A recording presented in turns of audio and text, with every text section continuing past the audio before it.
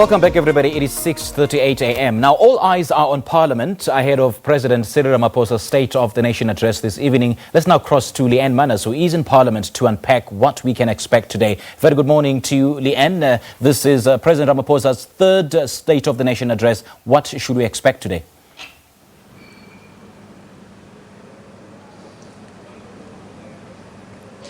A very, very good morning to you, South Africa, as we come to you live from Parliament. And, of course, today is the day that we see the State of the Nation address, and our President is going to be taking to the National Assembly, and he's going to set out what it is that he is prioritising for his term as President here for the next year. Now, of course, this is the second SONA, or State of the Nation address, that President Cyril Ramaphosa is giving us this year. You'll remember at the beginning of the year was the first one, but because we've been through an election and an inauguration, it is now once again the time to kickstart the sixth democratic session of Parliament here in South Africa, hence the fact that we need to have that State of the Nation address happening once again.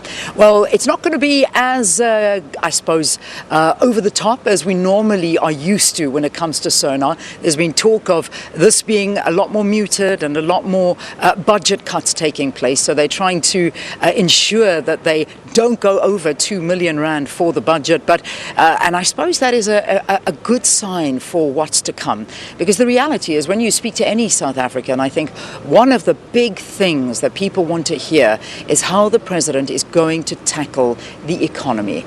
The economy is, of course, what drives so much of South Africa, for job creation, for people to understand what it is that is going into trying to fix and remedy the situation. Everywhere you turn, our state-owned entities are in problem. There are retrenchments taking place in every sector. I'll just mention mining as one of them, and many, many more people are being affected by this. Their livelihoods are being stopped. So what is the President going to do and announce to rectify this situation? And the other issue, I think people don't want to hear what it is that he's got planned.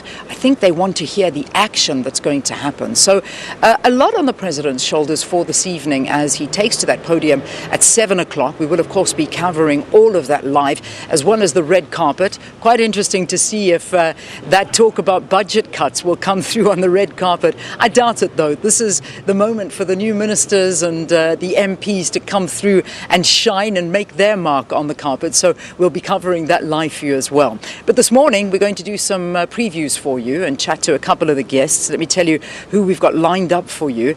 In a short while, we'll actually be talking to Amos Masondo, who is the chairperson of the National Council of Provinces. Looking forward to chatting to him, as well as Thandi Modise. Now, Thandi Modise has already given parliamentarians a lecture.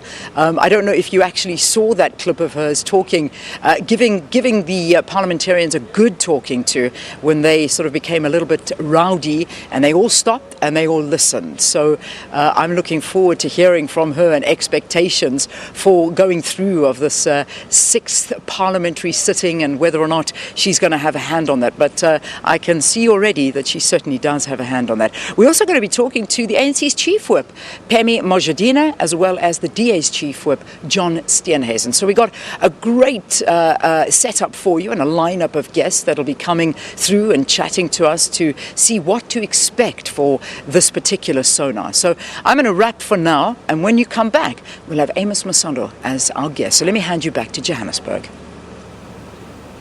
All right, Leanne, thank you so much. We'll certainly be crossing over to you throughout the show. That was Leanne just giving us a preview of today's special coverage of the State of the Nation address. And meanwhile, President Cyril Ramaphosa says his address to the nation today will be an important opportunity to rekindle hope.